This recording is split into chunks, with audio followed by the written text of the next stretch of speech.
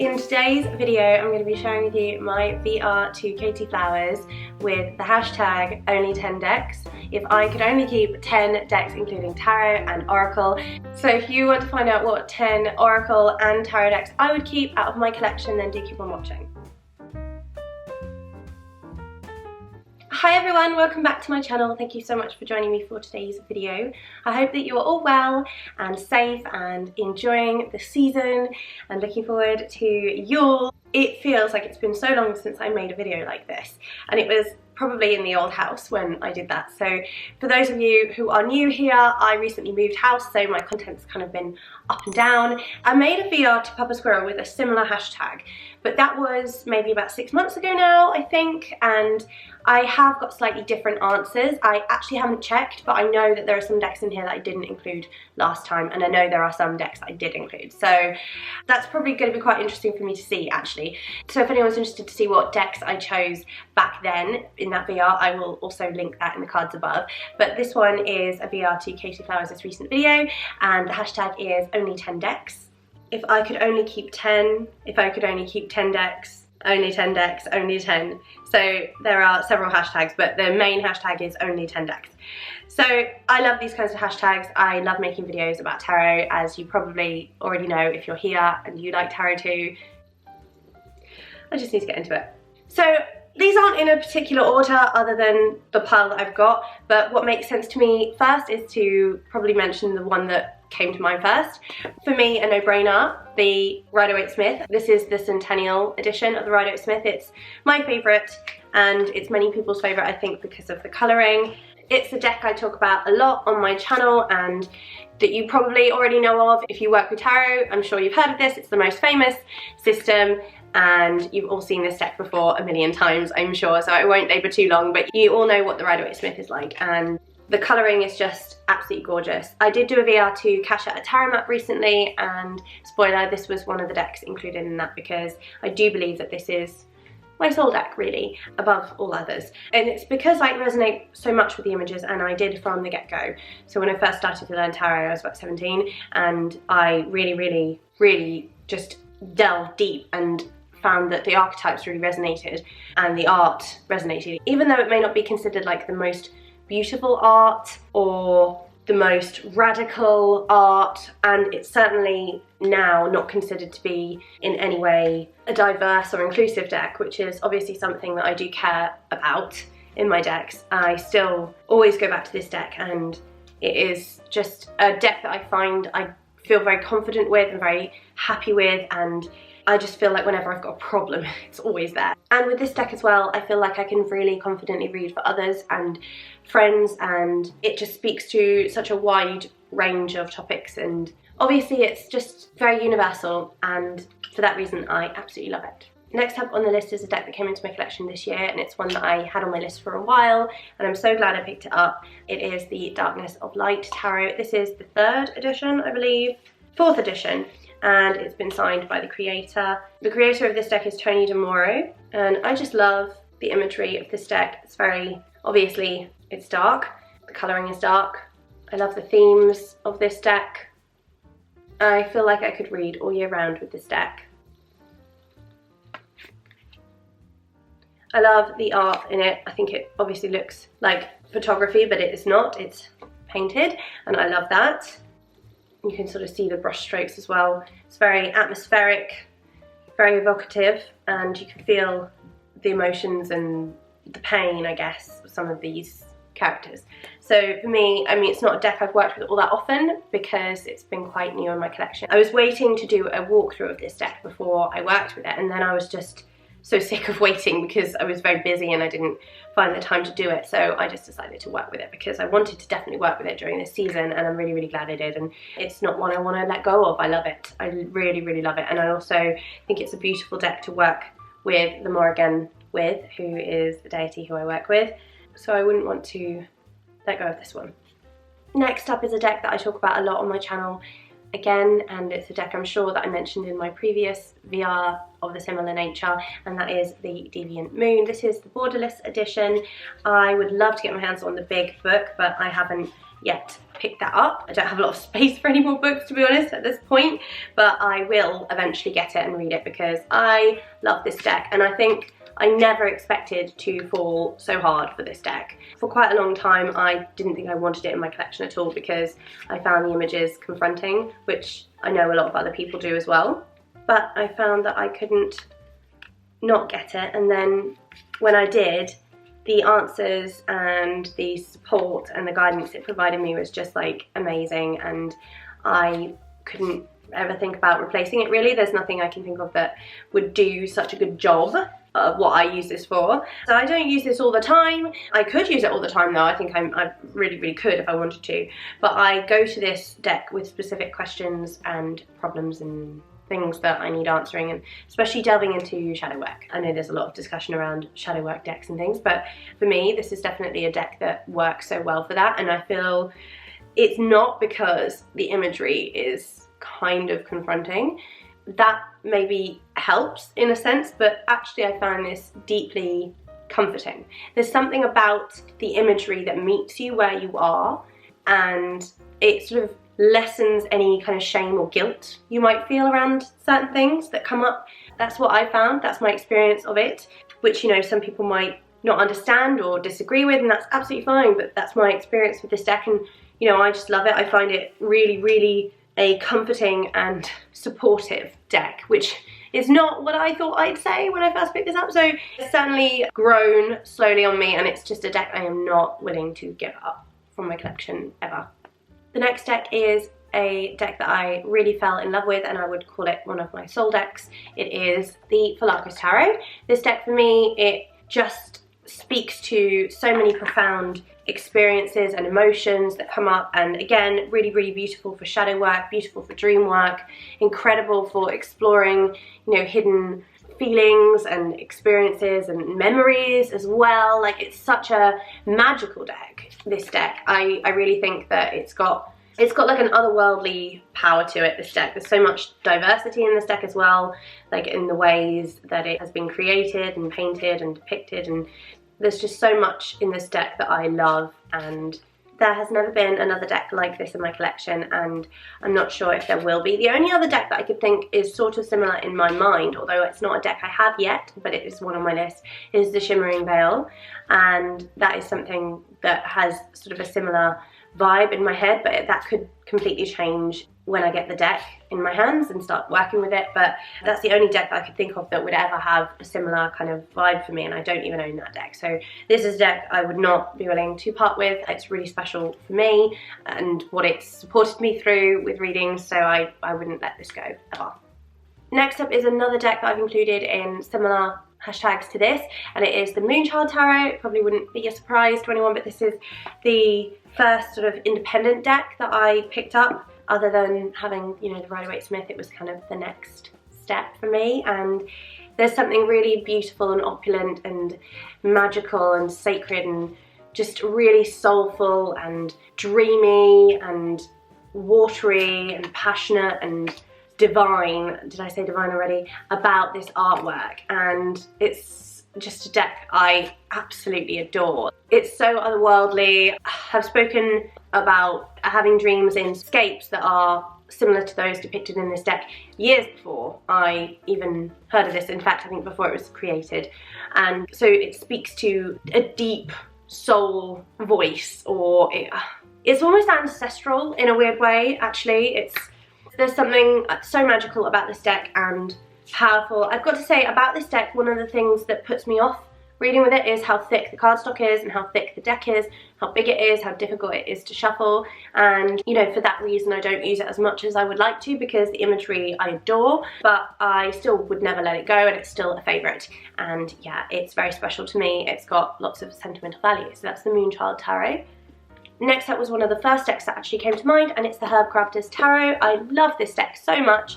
If you're not aware, I am a witch, and I do like to work with herbs in my practice, and botanicals and plants and trees, and so this just speaks to that witchy side of me, and I love bringing the two together. And I have used these in a number of different ways. I've used them in spells as well as for divination, and I've used them for research, and I've used them for meditation, and there's just some beautiful ways that you can work with this deck that are very, very different to a traditional tarot deck. It brings layers of meaning, and the illustrations are beautiful. They are illustrations by Joanna Powell-Colbert, same illustrator of the Gaian Tarot, and this deck is just beautiful. It's stunning. I love working with it. I love the energy that comes from it. I would actually really love to get a copy of the Gaian Tarot. The blue borders really don't do it for me. I can't remember which publisher that is, but the original would be fantastic to get, but I know that that's quite difficult to get hands on, and I know you can go through the creator, so probably one day I would like to do that and to get hold of a copy of the deck, because it has been on my list for a long time. But for now, I do love this. I will just say, although Joanna Powell-Colbert did illustrate this deck, the writer is Letitia Guthrie. So that is the Herb Crafters. So next up, another deck that I just couldn't imagine not having in my collection is the Wildwood Tarot. I love this tarot deck and the Druidcraft Tarot, but there's something about this deck, I think maybe because it is slightly smaller than the Druidcraft, which is quite large to use, but I do love them both very much, and it's quite a difficult choice. The box is not easy to work with, so for a very, very long time I had the deck out so that I could just work with it whenever, and then obviously I had to pack everything away and move, so it's been in the box for a while. And I love using this deck all year round, actually. I did gild the edges because I'm a bit of a sucker for gilding, or I was. I don't really gild anymore at the moment, just time-wise, but I do like the gilded edges though. So this is just a beautifully illustrated deck. It has a lot of animals in it, but also some people, which I like. I like the cardstock as well very much. I love the illustrations. It's Will Worthington. I love the themes, the druidic kind of themes. I live in England, in Devon, in the UK, and so druidry is a path that does speak to me. I would like one day to study with Obod. It's not something that I have the time for at the moment, but it is a path that I resonate with, and I'm slowly learning the OM as well. So working with trees and tree magic as well is very special and sacred for me. So this deck really speaks to those elements of my practice that I love, and just look at that. I mean, it's absolutely breathtakingly stunning. I love it so much. The book as well is fantastic. It is written by Mark Ryan and John Matthews, and the illustration is Will Worthington. Absolutely fantastic, and I love it. And I am very excited for the Greenwood to come back into print. I've been kind of on the waiting list, or to hear about it, you know, signed up. But I think that with COVID and everything, it got pushed back a bit, but that is something that I'm excited for as well. I would definitely like to get my hands on a copy of that deck when it gets re-released. So next up is an Oracle deck. I know I've not had any yet. I do use tarot more than Oracle, I think. I do love to have Oracle, but the Oracle decks I couldn't live without are Morriganic oracles. So this is the transformational Oracle of the Morrigan. It comes in this box, which is not very robust really, but I do keep it on the shelf. And this is actually a bag that came from a different deck, but it's just something that I keep it in to keep it safe. You can see it has some red backs and some black backs. So the red backs are guises of the Morrigan, and the black backs are sort of more themes. The themes are in seasons, and they're in sort of objects and such, and there's a book that comes with it as well, so it's easier to understand, and I did read the book fully before I started working with it. It's a very beautiful deck for working with around this time of year, definitely, and I do specific types of readings with this deck when communing with the Morrigan. So it's not just any ordinary oracle deck really, it's got specific purposes and specific meanings, and I do use it in magical workings as well. So there's a lot that goes into this, and I would say that there's some elements of this that you would get value out of if you're not fully aware of the lore, but to fully understand many of the cards, I think having a knowledge or an understanding of some of the lore is good, so to read around the Morrigan as well. And the book is quite small, so it doesn't delve into lore as such, it sort of more talks broadly about the Morrigan and each card, but it might be a good idea if you're interested in this deck and the Morrigan to do some reading as well around the Morrigan. I have a recent video that I uploaded on my channel about making an oil using herbs and essential oils, and I talk about safety when using essential oils, and making that oil and making other oils is quite a big part of my practice as a witch. but I do speak about working with the Morrigan, a little bit about the Morrigan in that video. I would like to make some more videos about the Morrigan in the future, but I also linked some resources, some books that I've read that I enjoy and that I think are valuable to read if you are interested in learning more about the Morrigan, etc. So I will link to that in the cards if you're interested to see it.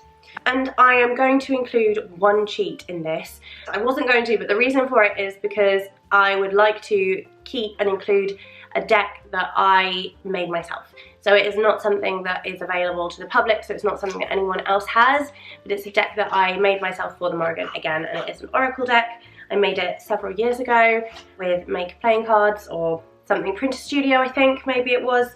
There are some blank cards with some statements, and then I utilised found art essentially that spoke to some of the meanings, and the meanings, it felt like a very channeled process because it very much felt like I just had this instant inspiration to do this, and I don't even really remember thinking through the keywords. They just sort of came through, and the art I had already found and collected most of it, and then the keywords just sort of slotted into place with each of the pieces of artwork. So the art that I used in this deck, some of it is available to use if you are selling a product, you know, it's free of licenses and all of that. I'm not sure on the technical, but there are some pieces in there that are just for home use only, so you can print them off yourself, which is essentially what I've done, and utilize them for your own work but not sell them. So this is not a deck that I could sell as a product, and it's not one that I would want to either because it was created very personally for me with the Morrigan.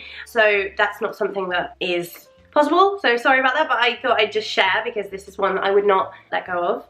But I have been asked about this deck and would I ever make it available, etc. And there is a chance down the line, if I had a bit more time, I would potentially put some energy into finding specific pieces of found art that are free to use in a product, you know. So, you know, I can use that found art without a problem and sell the product.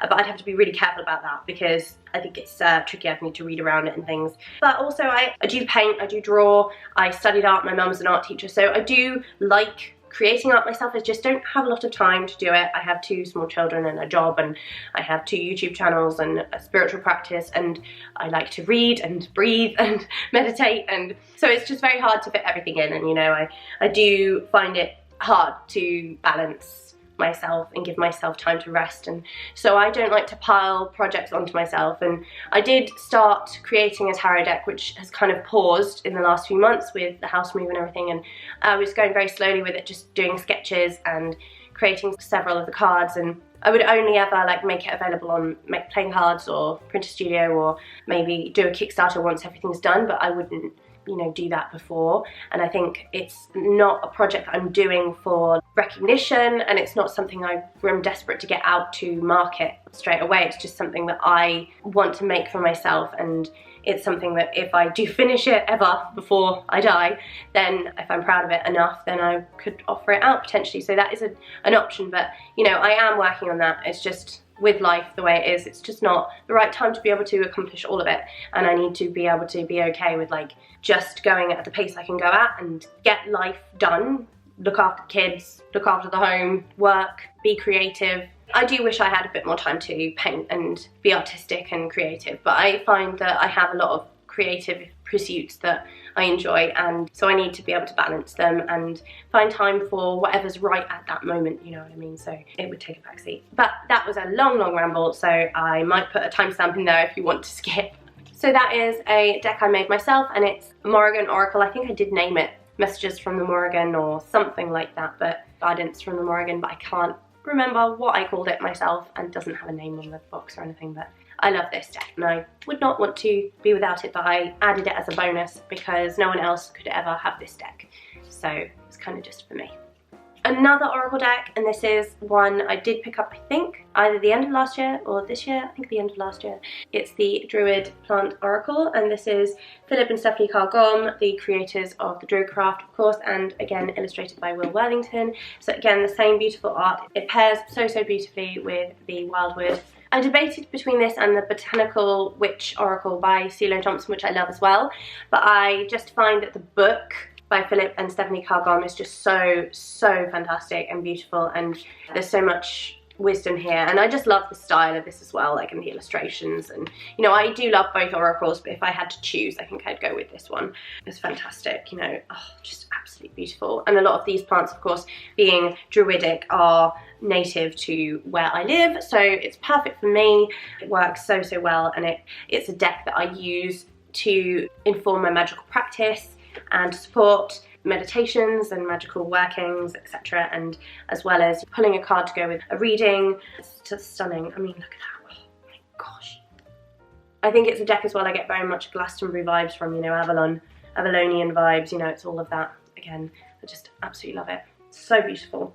And if you've watched my channel for any length of time, you'll know that I've talked about this deck as being a soul deck for me, and it is the Celtic Wisdom Tarot. Now, this isn't actually a deck I use that much, and it might sound really weird. I actually find it quite difficult to work with because of the different stories, but it is fascinating. It's more of like a deep dive into the tales and the stories.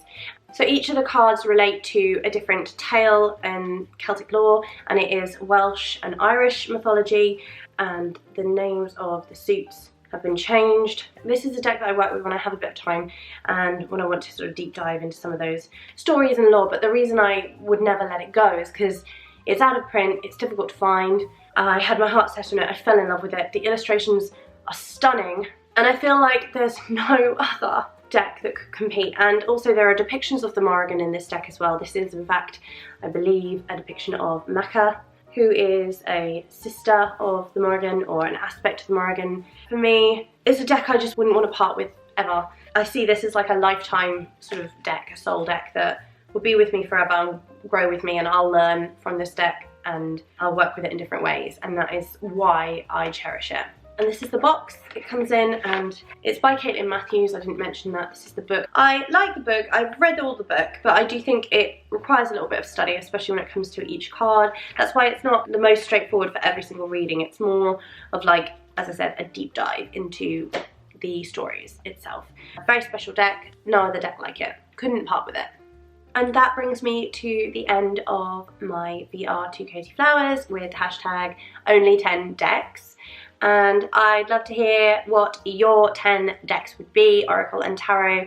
Please do a VR if you haven't already. I'm sure that you've all seen and heard of Katey Flowers before if you are interested in tarot. I'd love to hear if you have any of these decks and how you relate to them. I'd also love to hear if any of these decks are in your only 10 deck list as well, because I think that would be quite cool to hear. So this has been really fun. Thank you so much to Katey for the inspiration and the hashtag. It was really, really interesting to sort of revisit this kind of idea, like which 10 decks would I keep, and really, really enjoyed taking part in this hashtag. So thank you again so much for joining me. I hope that you enjoyed the video. If you did, I'd love it if you could click the thumbs up button, give the video a like, and share it with anyone who you think would be interested as well to see the video and join in. Also, if you'd like to see more from me along the lines of tarot, witchcraft, magic, spirituality, occult, and similarly related topics, then please do think about subscribing. And while you're subscribing, do also remember to click that little bell notification, because that's how YouTube will let you know when I create and upload videos just like this. Because if you're just subscribed, YouTube just doesn't always let you know, which is really, really strange, because I would have thought that the subscription box would do that, but no. But there we go. So thank you again for joining me. Stay well and safe. Have a wonderful rest of the day wherever you are, and I'll see you again soon. Take care. Bye. Mwah.